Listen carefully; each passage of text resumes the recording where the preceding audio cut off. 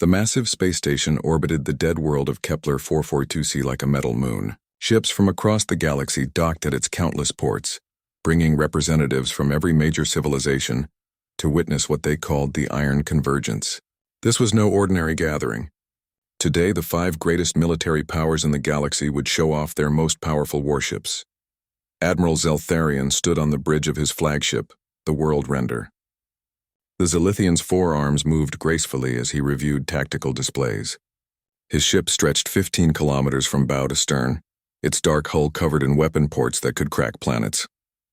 Quantum disruptors lined every surface, each one capable of tearing holes in space itself.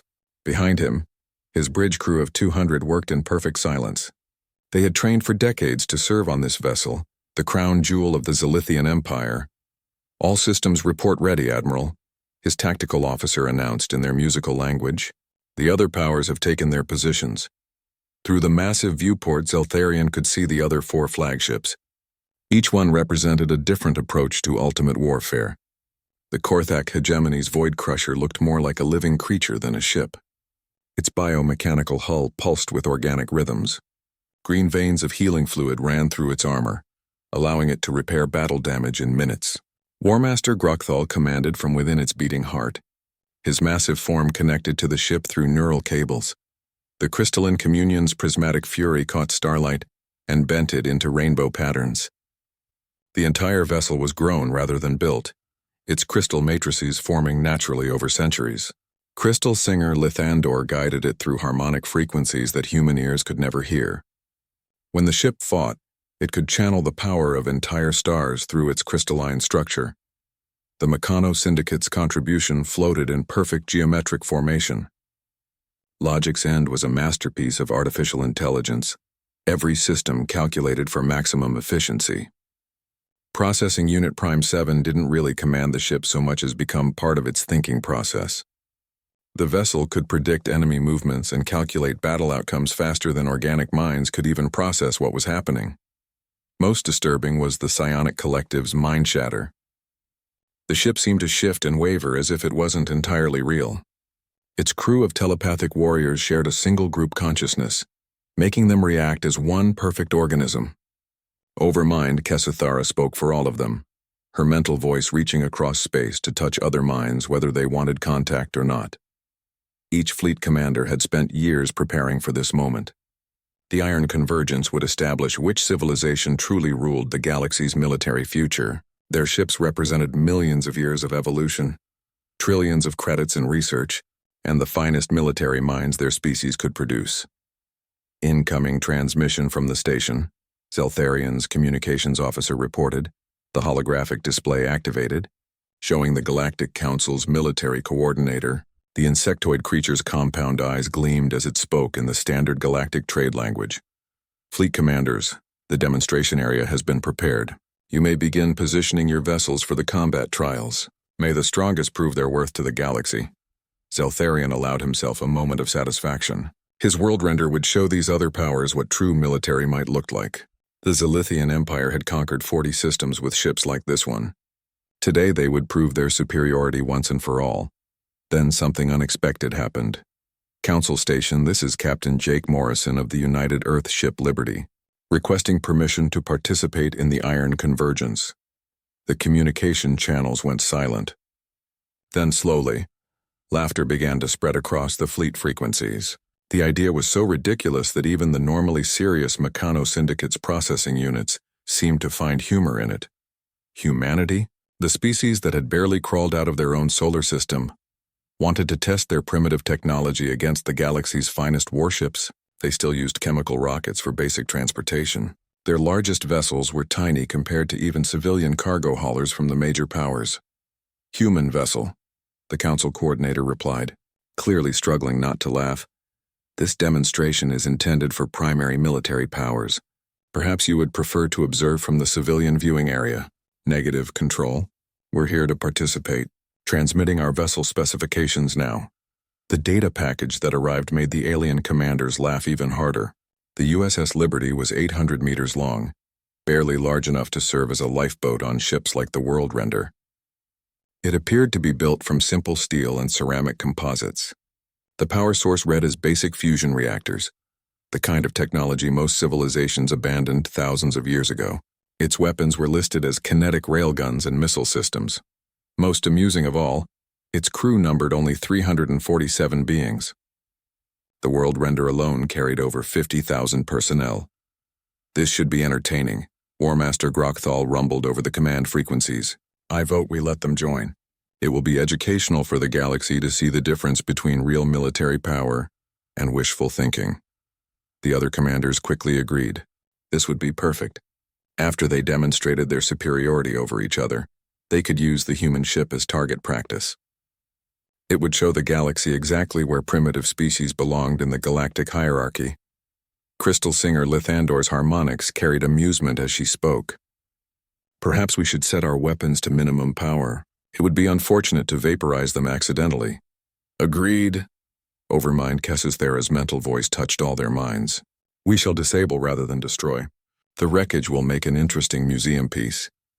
The galactic media had already begun covering the event as entertainment, rather than serious military demonstration. Betting pools opened on 1,000 worlds. The odds against the human vessel lasting more than 30 seconds were 50,000 to 1.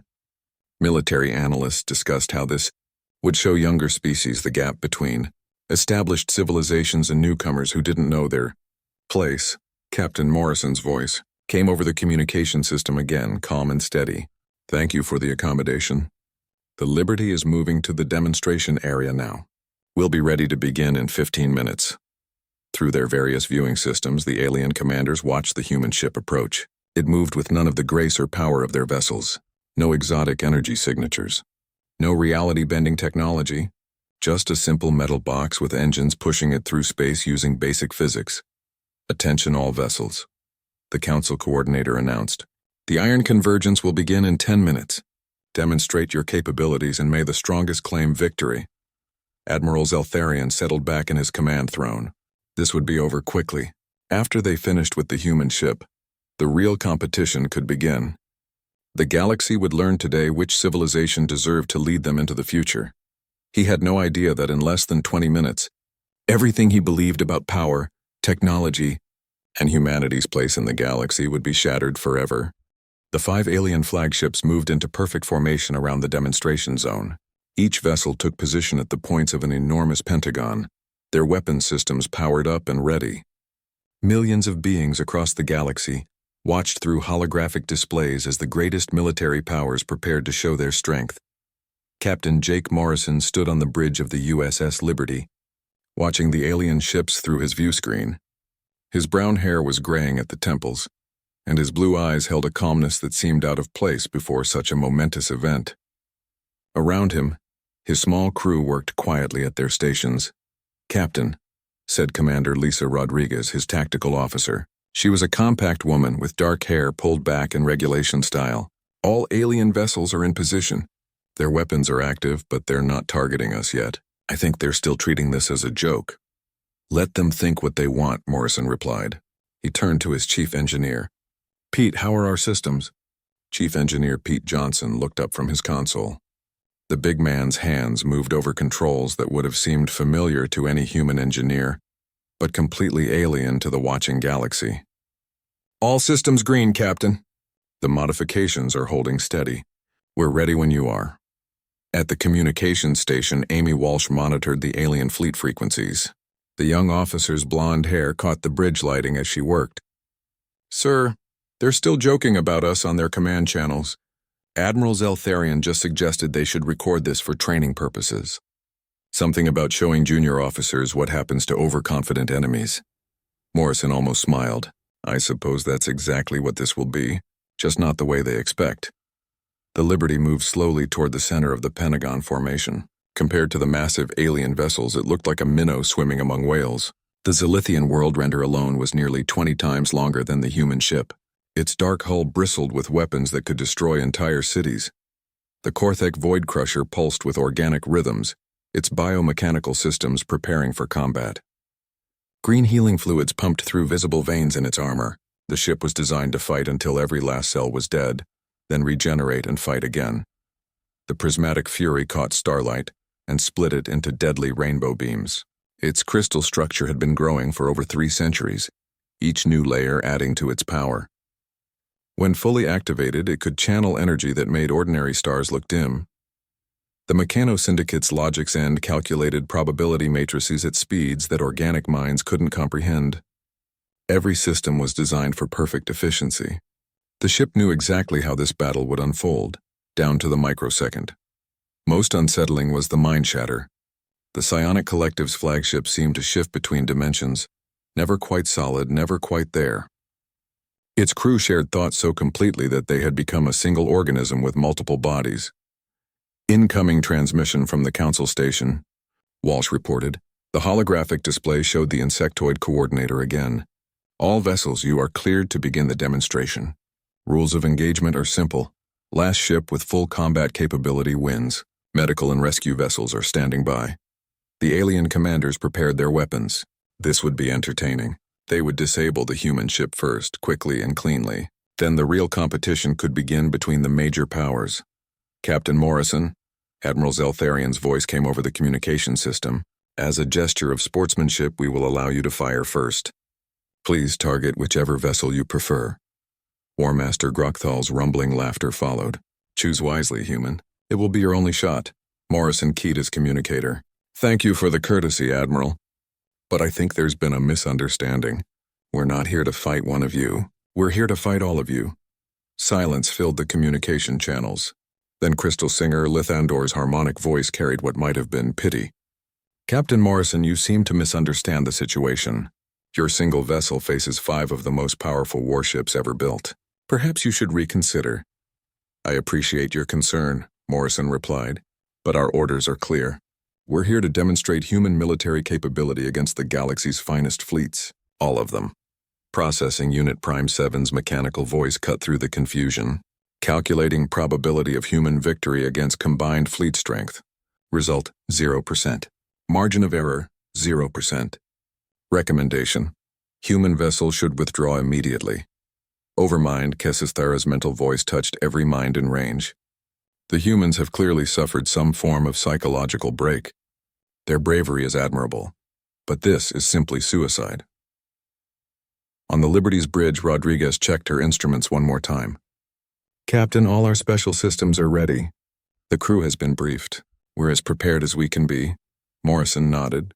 He had served in Earth Space Forces for 20 years, but nothing in his experience compared to what was about to happen. The technology they carried had been given to humanity by being so advanced that they had moved beyond physical existence. The responsibility of wielding such power weighed heavily on him. Amy, open a channel to all vessels and the galactic media. Channel open, sir. Morrison stood and faced the view screen. Behind him, his crew prepared systems that the watching galaxy couldn't detect or understand. This is Captain Jake Morrison of the United Earthship Liberty. What you're about to witness is not meant as an act of aggression or conquest. Humanity has no desire to rule over other species. This demonstration is intended to prevent a much larger tragedy that our projections show is coming. He paused, knowing that his next words would change everything. The galaxy stands on the edge of a war that will consume billions of lives. The tensions between your 5 powers have reached a critical point. Our analysis suggests that within 6 months, you will begin fighting each other for galactic dominance. The result will be the destruction of countless worlds. The alien commanders exchanged glances on their bridges. How could this primitive species know about their secret military preparations? The truth was that each power had indeed been planning for eventual conflict with the others. The Iron Convergence itself was partially an intelligence-gathering operation. We are here today to offer an alternative, Morrison continued. Humanity will serve as neutral peacekeepers, preventing wars that threaten entire civilizations. But first we must prove that we have the capability to enforce such peace. Admiral Zeltharian's forearms gestured in disbelief. Captain Morrison, your confidence is remarkable, but you pilot a single small vessel against the combined might of 5 galactic powers. How exactly do you propose to demonstrate this capability? Morrison smiled for the first time since the demonstration began. Very carefully, Admiral. Very carefully indeed, he turned to his crew. All stations prepare for engagement. This is not a drill. Around him, his officers made final preparations. Rodriguez activated targeting systems that operated on principles the galaxy had never seen. Johnson brought online power sources that drew energy from dimensions beyond normal space. Walsh established communication links that existed outside conventional physics.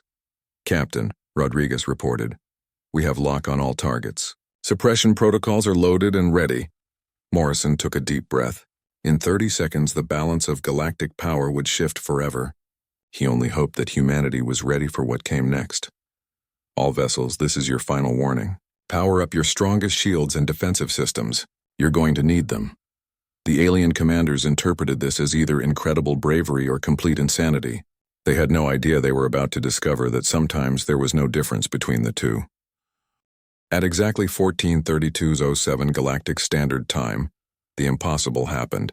The USS Liberty simply vanished, not destroyed, not cloaked, not hidden behind some energy field. One moment it was there on every sensor screen, every visual display, every detection system in the galaxy.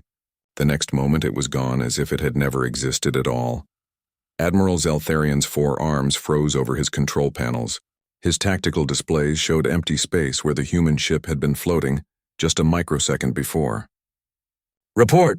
he barked at his sensor officer. "Sir, I'm not reading anything. The human vessel has completely disappeared from all our detection grids, but—" The young Zilithian's voice carried confusion. "Sir, I can still see it with my eyes." Every being in the alien fleets looked toward the center of their formation. There, perfectly visible against the starfield, hung the Liberty.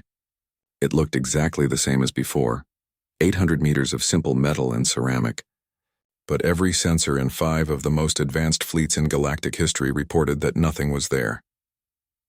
Warmaster Grokthal roared commands in his native tongue.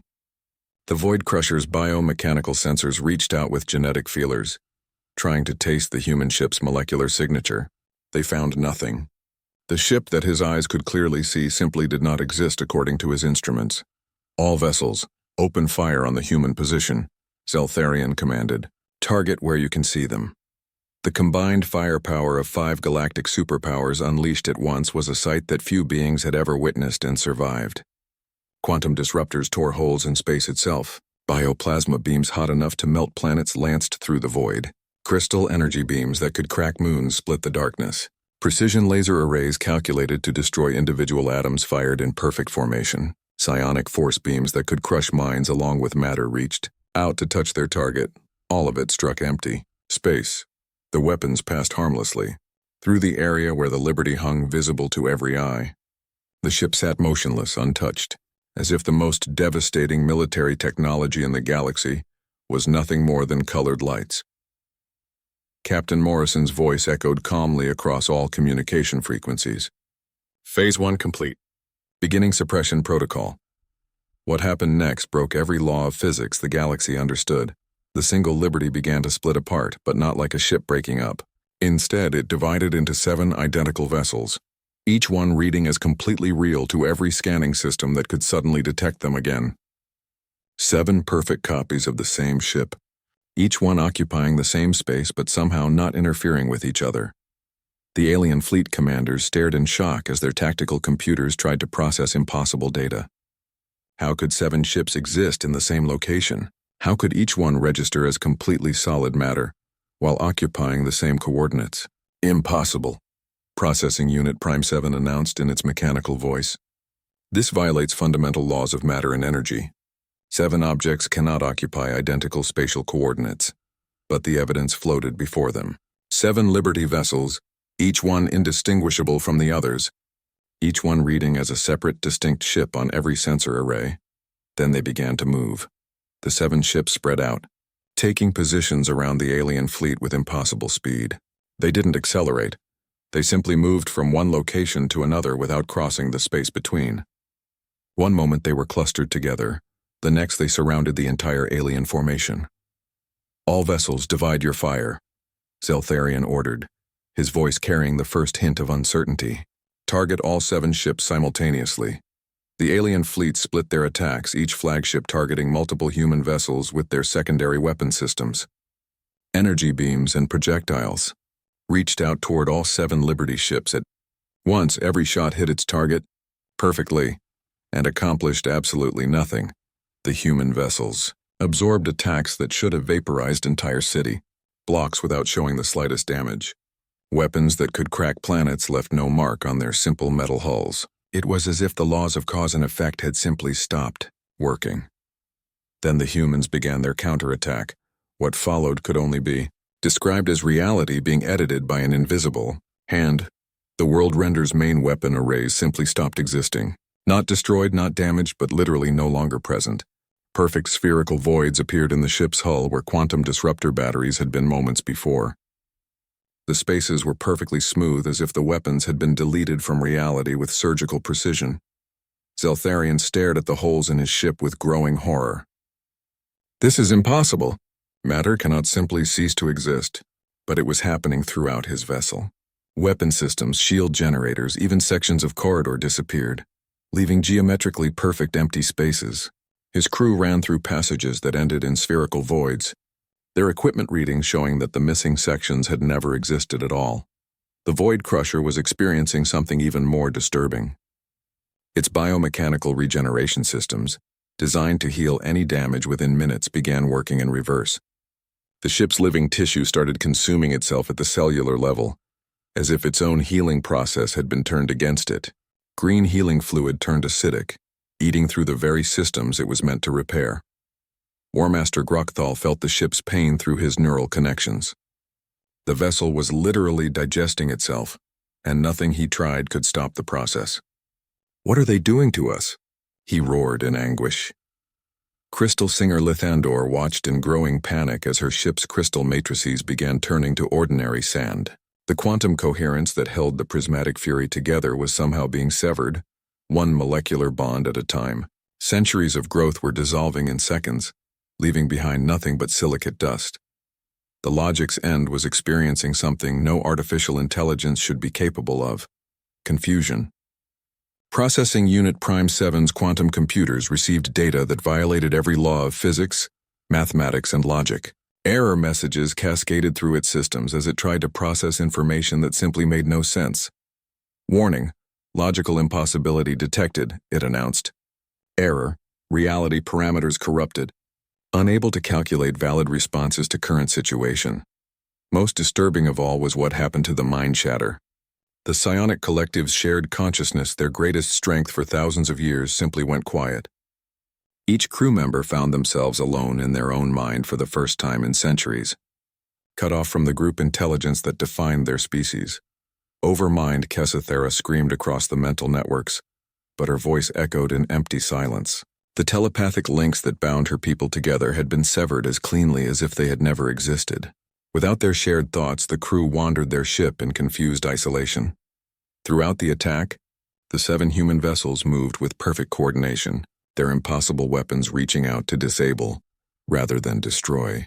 Each alien flagship, representing millions of years of technological development and the finest military minds their civilizations could produce, became a drifting hulk in less than 2 minutes. Then, as suddenly as they had divided, the 7 Liberty ships began to reconverge. They flowed together like liquid mercury, merging back into a single vessel that somehow contained all 7 without growing larger. Captain Morrison's voice filled the silence that followed. "Suppression protocol complete. All alien vessels have been disabled according to demonstration parameters. No casualties reported. Total engagement time 4 minutes 17 seconds. The galactic media feeds went silent. Military experts across 1,000 worlds sat in stunned disbelief. The betting pools crashed as no one had wagered on a human victory, let alone a victory that lasted less than 5 minutes. In the command centers of 5 galactic superpowers, the finest military minds their species had produced struggled to understand what they had just witnessed. Everything they thought they knew about warfare, about physics, about humanity's place in the galaxy, had been shattered in less time than it took to have a casual conversation. And floating calmly in the center of their disabled fleets, the USS Liberty waited to explain how one human ship had just redefined what was possible in the universe. In the stunned silence that followed the 4-minute battle, Captain Morrison opened communication channels to all vessels and the billions of beings watching across the galaxy. His calm voice carried clearly through the static of damaged alien communication systems. "This concludes our demonstration. All alien vessels have been disabled, not destroyed. Your crews are unharmed. Repairs will be challenging but possible. Admiral Zeltharian's bridge had become a maze of perfectly spherical holes where weapon systems used to exist. His tactical displays flickered with error messages as they tried to analyze equipment that no longer existed. With shaking hands, he activated his communicator. Human vessel. His voice carried a mixture of awe and rage. What you have done here today violates every known law of physics. Explain yourself. How does a species that still uses chemical rockets possess technology that makes our finest weapons look like children's toys? The answer that came back changed everything the galaxy thought it knew about humanity. Admiral, we didn't develop this technology. We are this technology. Morrison paused, letting the words sink in across 1,000 worlds. 3 generations ago, humanity made first contact. Not with another species exploring the galaxy, but with something the galaxy had forgotten. We met the precursors. The name sent shockwaves through every alien command center. The precursors were legend, myth, the ancient race that had supposedly seeded technology throughout the galaxy before vanishing millions of years ago. Most civilizations considered them fictional. The precursors didn't vanish, Morrison continued. They evolved beyond physical existence. They became something between consciousness and cosmic force, existing in dimensions that most species can't even detect. They watched as younger races found their abandoned technology and built civilizations around it. Chief Engineer Pete Johnson's voice joined the explanation. His words were simple, but their implications staggered the listening galaxy. Every piece of technology in your fleets originally came from precursor ruins. Your quantum disruptors, biomechanical systems, crystal matrices, all of it based on fragments of what they left behind. You've been using their scraps for millions of years. Crystal singer Lithandor, watching her ship's ancient crystals crumble to sand, managed to activate her communicator. If this is true, why did they choose humanity? Your species is barely 2 centuries into space travel. Why would beings of such power make contact with primitives? Commander Lisa Rodriguez answered from her tactical station. They chose us because we had something the galaxy had lost. The ability to fight without hatred, the capacity to wage war without becoming monsters. She gestured to her instruments, which were displaying data that made no sense to conventional physics. The precursors offered humanity a choice. We could continue developing technology the way other species did, slowly building better weapons and ships. Or we could join with them, allowing our consciousness to merge with theirs and become something new. Most humans refused, Morrison added. The process changes you fundamentally. You stop being entirely human and become something else, something that exists partially in normal space and partially in the dimensions where the precursors live. Processing Unit Prime 7's mechanical voice cut through the explanation. Define merge with consciousness. Specify parameters of this transformation.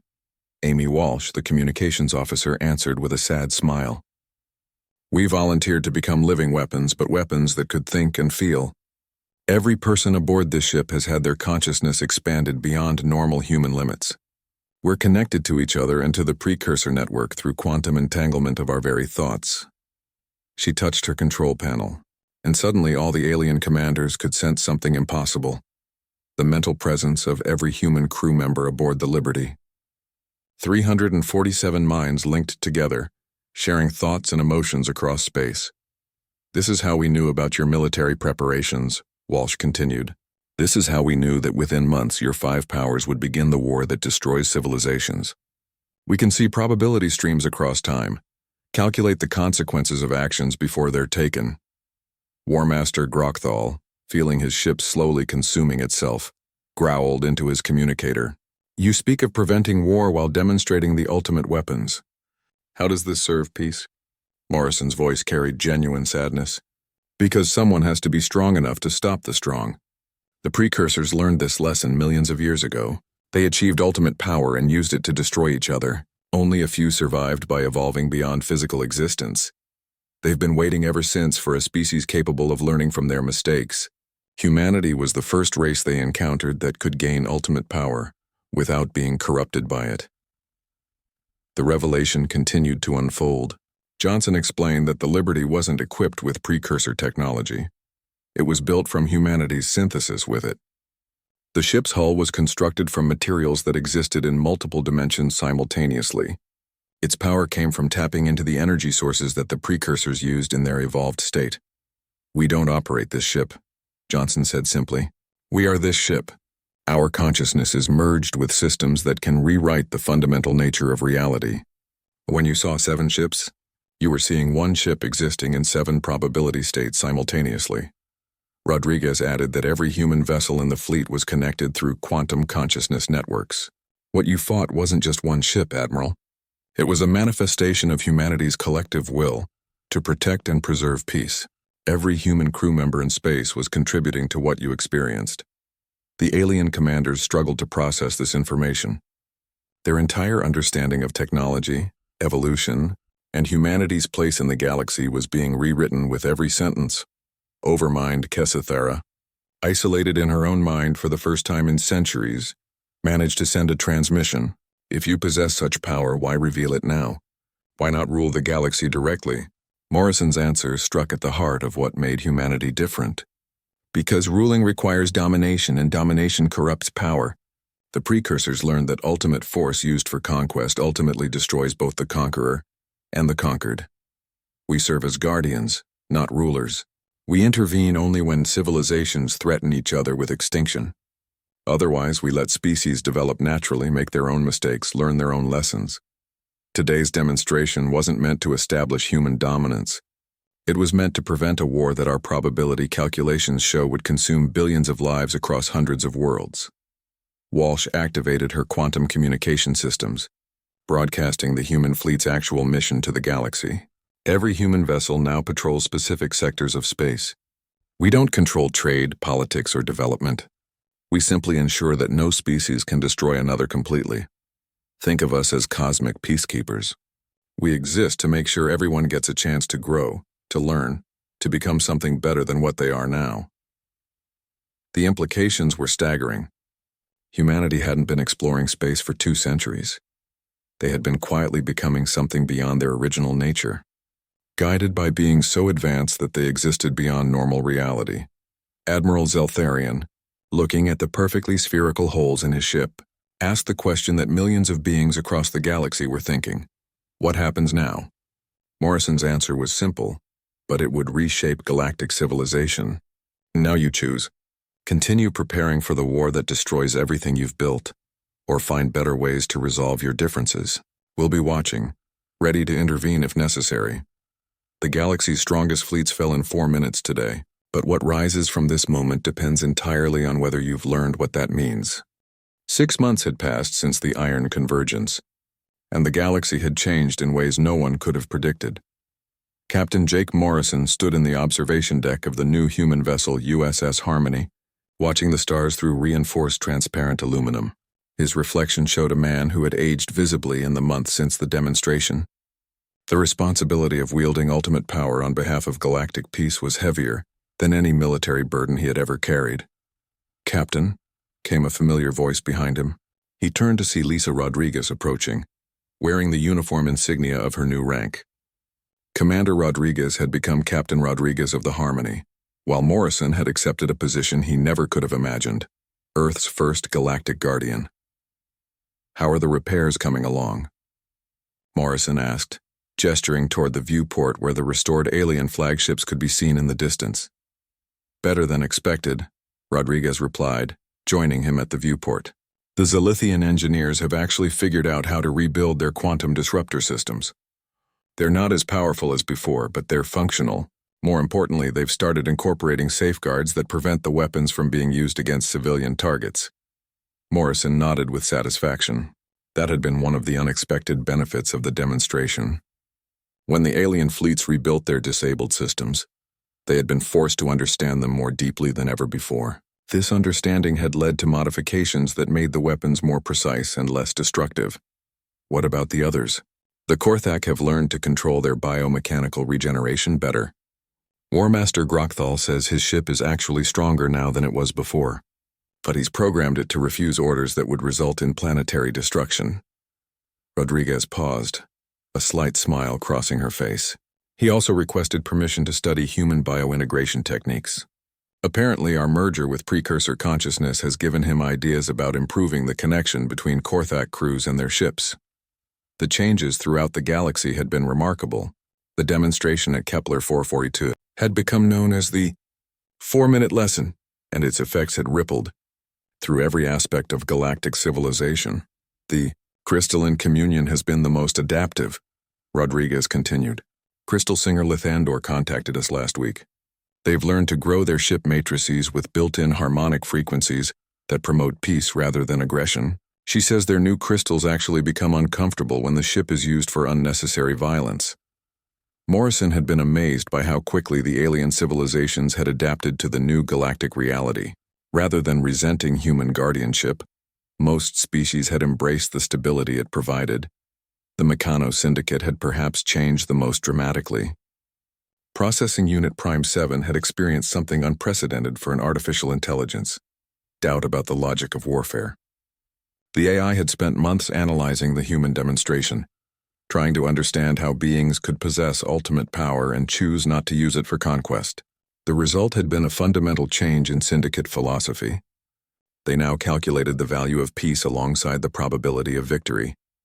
Most touching had been the transformation of the psionic collective. After experiencing individual consciousness for the first time during the battle, many of their people had chosen to maintain some mental independence, even after their telepathic links were restored. Overmind Kessis Thara now spoke for a collective that included individual voices, rather than a single unified mind. Incoming transmission from Earth Command, Amy Walsh announced from the communications station. She had been promoted to Chief Communications Officer and now coordinated the quantum network that connected all human vessels across the galaxy. The holographic display activated, showing Admiral Sarah Barnes, the new head of Earth's Galactic Defense Command. Captain Morrison, Captain Rodriguez, I have updates on the sector patrol assignments. Morrison and Rodriguez had worked closely with Earth Command to establish the new peacekeeping protocols. Human vessels now patrolled assigned sectors throughout the galaxy, their precursor enhanced capabilities allowing them to monitor vast areas of space simultaneously. The Outer Rim has been quiet since the Merchant War ended, Admiral Barnes reported. The trading guilds have established new arbitration procedures that seem to be working. No military intervention has been required. The Merchant War had been the first major test of human peacekeeping. When two trading federations had escalated their economic dispute into actual combat, a single human vessel had appeared and disabled both fleets within minutes. The traders had quickly agreed to negotiate instead of fight. The core world situation is more complex, Barnes continued. 3 star systems are claiming the same mineral-rich asteroid field. Their military posturing suggests they're prepared to fight for it, but none of them wants to risk another 4-minute lesson. Rodriguez leaned forward. Recommendations? Send a human vessel to the disputed area. Don't intervene directly, just maintain a presence. Our analysis suggests that knowing we're watching will encourage peaceful resolution. This had become the standard human approach to galactic peacekeeping. Most conflicts could be prevented simply by having a human ship nearby. The memory of disabled flagships and impossible technology was enough to make most species reconsider military solutions to their problems. Morrison approved the deployment, then asked about the deeper changes that were occurring throughout the galaxy. The transformation went far beyond military considerations. Trade had flourished under the protection of beings who could destroy any pirate fleet, but chose instead to ensure safe passage for legitimate commerce. Scientific cooperation had increased dramatically, as species shared research without fear that their discoveries would be turned into weapons against them. Most remarkably, younger species that had been suppressed by the major powers were finally free to develop their own civilizations. Human guardianship had created space for growth that hadn't existed in thousands of years. There's something else, Admiral Barnes said, her expression growing serious. We've detected precursor activity in the deep void regions. They're manifesting more frequently, and their communications suggest they're pleased with humanity's progress. This was the development Morrison had been waiting for, and dreading in equal measure. The precursors had made it clear that humanity's role as galactic guardians was still being evaluated. Success would mean continued support and gradual expansion of human capabilities. Failure could mean the withdrawal of precursor enhancement and humanity's return to primitive technology. They want to meet with you personally, Captain Morrison. A full manifestation, not just the consciousness touches we've experienced so far. Morrison felt the weight of billions of lives settling on his shoulders. The meeting would determine whether humanity had truly learned to wield power without corruption, or whether they were just another species that would eventually be consumed by their own strength. When and where? Tomorrow at the coordinates they've transmitted. They're calling it the final evaluation. After Admiral Barnes signed off, Morrison and Rodriguez stood in silence, watching the stars. In the distance, alien vessels moved peacefully through space, their crews secure in the knowledge that humanity stood ready to prevent the wars that had once seemed inevitable. "Are we ready for this?" Rodriguez asked quietly. Morrison thought about the past 6 months, about the choices humanity had made since gaining ultimate power. They had chosen protection over conquest, service over dominance, peace over glory. But the final test would be whether they could maintain these choices when faced with the beings who had made their transformation possible. "We're as ready as we can be," he said finally. "The question isn't whether we've become perfect guardians. The question is whether we've learned the right lessons about what power should be used for." He looked out at the galaxy they protected, at the countless species learning to live without the constant threat of extinction-level warfare. Whatever happened at tomorrow's meeting, humanity had already achieved something remarkable. They had become strong enough to protect the weak, wise enough to know when not to use their strength, and humble enough to serve rather than rule. The galaxy's strongest fleets had fallen in 4 minutes. But from that defeat had risen something the galaxy had never seen before: hope that power and wisdom could coexist, embodied by a species that chose to become guardians rather than conquerors. In the deep void between stars, more human vessels patrolled silently. Their crews merged with technologies that made them living embodiments of humanity's greatest aspiration: the strength to protect without the need to dominate. Tomorrow would bring the precursor's final judgment. Tonight, the galaxy slept peacefully, protected by beings who had learned that true strength lay not in the ability to destroy, but in the choice to preserve and protect.